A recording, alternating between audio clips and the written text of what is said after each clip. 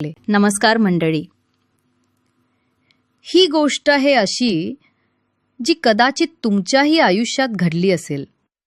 काही भावना आपण लपवतो पण विसरू शकत नाही, आणि ह्याच भावना या गोष्टीत पुन्हा जिवंत होणार आहेत. कोकणच्या अथांग समुद्र किनाऱ्यावर जेव्हा पावसाचे ढग दाटून येतात तेव्हा निसर्गासोबतच मानवी मनातील भावनाही उचंबळून येतात. ही गोष्ट आहे अशाच एका वादळी रात्रीची, जिथे एकाकीपण आणि ओढ यांचा असा काही संगम झाला की दोन जीवांचे नशीब कायमचे बदलून गेले. निसर्गाच्या रौद्र रूपात फुललेली ही एक उत्कट आणि रंजक प्रेमगाथा. मी अर्णव, वयाने तरुण आणि व्यवसायाने एक चित्रकार. मुंबईच्या धकाधकीच्या आयुष्याला कंटाळून माझ्या कॅनव्हासवर निसर्गाचे खरे रंग उतरवण्यासाठी मी या निर्जन जागी असलेल्या एका एकाकी आणि जुन्या वाड्यात मुक्कामाला आलो होतो. हा वाडा रिया यांचा होता. रिया, ज्यांचे वय 35च्या आसपास असेल, पण त्यांचे सौंदर्य एखाद्या जुन्या मद्यासारखे होते, जे काळासोबत अधिकच नशिल्यासारखे भासत होते. त्यांचे पती अनेक वर्षांपूर्वी एका अपघातात गेले होते. तेव्हापासून त्या या अवाढव्य वाड्यात एकट्याच आयुष्य कंठत होत्या. तो वाडा आणि त्यांचं व्यक्तिमत्व दोन्हीही गूढ वाटायचं. त्यांच्या डोळ्यात नेहमीच एक प्रकारची उदासी आणि खोलवर दडलेली ओढ जाणवायची. आमच्यातील संवाद सुरुवातीला फक्त औपचारिक होता. त्या मला नाश्ता द्यायला यायच्या तेव्हा त्यांच्या हातातील बांगड्यांचा आवाज आणि त्यांच्या साडीचा सरसराट माझ्या खोलीत एक वेगळीच अस्थिरता आणि अस्वस्थता निर्माण करायचा. रिया यांचे डोळे नेहमी काहीतरी शोधत असल्यासारखे वाटायचे. एक अशी भूक जी शब्दांनी कधीच मांडली गेली नव्हती. मी बागेत बसून चित्रे काढताना त्या गॅलरीतून माझ्याकडे टक लावून पाहायच्या. त्यांचे ते पाहणे साधे नसायचे. त्यात एक प्रकारची मागणी असायची जी माझ्या रक्तामध्ये उष्णता पसरवायची. अनेकदा चित्र काढता काढता माझी नजर त्यांच्यावर स्थिरावली की त्या किंचित लाजून नजर वळवायच्या, पण त्या लज्जेतही एक निमंत्रण दडलेले असायचे, जे मला दररोज थोडे थोडे घायाळ करत होते. त्या दिवशी दुपारपासूनच हवामान बदलले होते. आभाळ इतके काळे झाले होते की दुपारीच रात्रीचा भास होत होता. समुद्रावरून येणारे वारे झाडांना जमिनीपर्यंत वाकवत होते. जसा जसा संध्याकाळचा प्रहर जवळ आला तसा पावसाने रौद्र रूप धारण केले. विजांचा कडकडाट आणि ढगांचा गडगडाट यामुळे तो जुना वाडा भीतीने थरथरत होता. रात्रीचे 9 वाजले असतील आणि अचानक संपूर्ण गाव अंधारात बुडाले. वीज गेल्यामुळे सगळीकडे भयाण शांतता पसरली होती. फक्त बाहेरच्या वादळाचा आवाज घुमत होता. वाड्यातील जुन्या लाकडांचे करकरणे काळजाची धडधड वाढवत होते. हवेत एक प्रकारचा ओलावा आणि मादक गंध भरून राहिला होता. मी माझ्या खोलीत कंदील लावून बसलो होतो, पण माझे लक्ष लागत नव्हते. मला सारखा रिया यांचा विचार येत होता. त्या खालच्या मजल्यावर एकट्याच होत्या आणि या अंधारात त्यांना भीती वाटत असेल का, हा विचार मला स्वस्थ बसू देत नव्हता. त्यांच्या मनातली भीती आणि माझ्या मनातली हुरहुर दोन्हीही एकाच पातळीवर येऊन ठेपल्या होत्या. तेवढ्यात मला वरच्या मजल्यावरून ओरडण्याचा आणि काचा फुटल्याचा मोठा आवाज आला. मी वेळ न घालवता कंदील घेतला आणि धावत त्यांच्या खोलीकडे गेलो. काळोखात माझ्या पावलांचा आवाज आणि कंदिलाचा थरथरणारा प्रकाश वातावरणात आणखीनच तणाव निर्माण करत होता. खोलीचा दरवाजा उघडताच समोर जे दृश्य होते ते पाहून माझा श्वास रोखला गेला. खिडकीची काच वादळाच्या वेगाने फुटली होती आणि समुद्राचे खारे पाणी थेट आत शिरत होते. रिया त्या खिडकीपाशी उभ्या राहून ती बंद करण्याचा प्रयत्न करत होत्या, पण वारा इतका जोरात होता की त्यांना ते शक्य होत नव्हते. त्या पूर्णपणे भिजल्या होत्या.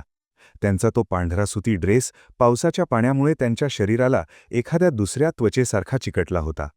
विजांच्या प्रत्येक चमकाटासोबत त्यांच्या शरीराचे ते मादक वळण, त्यांची भरलेली छाती आणि त्यांच्या देहाची ती सुवर्णकांती माझ्या डोळ्यांसमोर लख्ख उजळून निघत होती. त्यांच्या अंगावरून ओघळणारे पाण्याचे थेंब कंदिलाच्या प्रकाशात हिर्यासारखे चमकत होते. अर्णव, मदत कर, हे वादळ सगळं काही उद्ध्वस्त करेल, त्या केविलवाण्या आवाजात म्हणाल्या. त्यांचा आवाज वाऱ्याच्या आवाजात दबत होता, पण त्यांच्या डोळ्यांतील आर्तता मला स्पष्ट जाणवत होती. मी त्यांच्या जवळ गेलो आणि ताकदीने ती खिडकी ओढली. खिडकी बंद करताना आमची शरीरे एकमेकांना पूर्णपणे घासली गेली. त्यांच्या अंगातून निघणारी ती नैसर्गिक उष्णता आणि पावसाचा तो बाहेरील गारवा, एक विलक्षण संगम तिथे घडत होता. खिडकीला कडी लावल्यावर मी त्यांच्याकडे पाहिले. त्या थंडीने थरथरत होत्या. त्यांचे ओठ निळे पडले होते. पाण्याचे थेंब त्यांच्या कपाळावरून ओघळून त्यांच्या मानेच्या खोल वळणात जात होते. त्यांचा श्वास इतका वेगवान होता की त्यांच्या छातीची हालचाल माझ्या संयमाची कठीण परीक्षा घेत होती. त्यांच्या श्वासाचा आवाज खोलीतील शांततेत मोठा वाटत होता. "तुम्ही खूप भिजला आहात रिया," मी म्हणालो. माझा आवाजही आता जड झाला होता आणि माझ्या शब्दांत एक वेगळीच थरथर होती. त्यांनी माझ्याकडे पाहिले. त्यांच्या डोळ्यात आता भीती नव्हती, तर एक प्रकारची आर्तविनवणी आणि अनेक वर्षांची साचलेली तीव्र ओढ होती. अर्णव, मला खूप थंडी वाजतेय आणि त्यापेक्षा जास्त भीती वाटते या जीवघेण्या एकटेपणाची. या वाड्यात मी जिवंत असूनही निर्जीव वस्तूंसारखी जगत होते. आज हे वादळ मला सांगतंय की मी अजूनही जिवंत आहे. त्यांनी अचानक माझा हात धरला.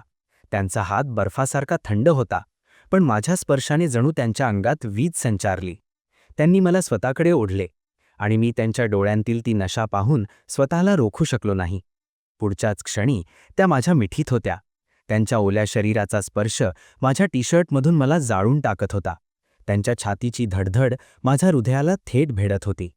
मी त्यांना शांत करण्यासाठी त्यांच्या पाठीवरून हात फिरवू लागलो. माझा हात जेव्हा त्यांच्या उघड्या पाठीवर गेला तेव्हा त्यांच्या मुखातून एक मंद आणि आर्त हुंकार बाहेर पडला. त्यांनी आपले डोके मागे झुकवले आणि माझे डोळे त्यांच्या थरथरणाऱ्या रसरशीत ओठांवर खेळले. ते ओठ जणू काही कित्येक वर्षांची तहान आज शमणार होती याची साक्ष देत होते. मी हळूच माझे ओठ त्यांच्या ओठांवर टेकवले. सुरुवातीला तो स्पर्श नाजूक होता, जसा फुलावर दवाचा थेंब पडावा, पण रिया यांनी मला अधिकच घट्ट विळखा घातला. त्या चुंबनात एक अनावर ओढ, समर्पण आणि तीव्र भूक होती. त्यांच्या जिभेचा स्पर्श आणि त्यांच्या शरीराची ती सुगंधी नशा मला वेड लावत होते. आम्ही तिथेच त्या ओल्या जमिनीवर, पावसाच्या आवाजात एकमेकात पूर्णपणे गुंतत गेलो. त्यांच्या ड्रेसचे बटण जेव्हा माझ्या थरथरणाऱ्या हातातून सुटले तेव्हा विजांच्या प्रकाशात त्यांचे ते उघड झालेले यौवन पाहून मी क्षणभर स्तब्ध आलो. एखाद्या महान शिल्पकाराने आयुष्य वेचून घडवलेली ती सर्वोत्कृष्ट आणि जिवंत कलाकृती असावी असे ते शरीर होते. मी त्यांच्या मानेवर, खांद्यावर आणि त्यांच्या उरात माझे ओठ फिरवू लागलो. प्रत्येक स्पर्शासोबत रिया यांच्या शरीरातून एक वेगळीच वीज लहरी उठत होती. त्यांच्या प्रत्येक हुंकाराने खोलीतील वातावरण अधिकच तापत गेले.